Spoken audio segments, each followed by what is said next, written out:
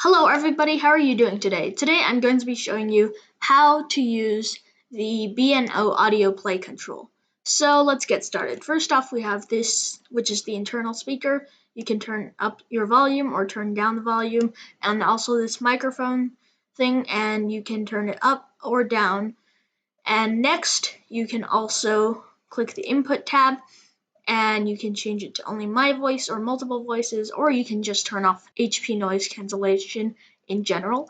And there's also the output, which is just how you can change the settings of the output of your speaker. And also, if you click on default settings, then it changes to the default. And if you click on Windows Sound Properties, then a control panel box opens up about the sound, and you can change some settings and view some options. Alright, thanks for watching. Bye.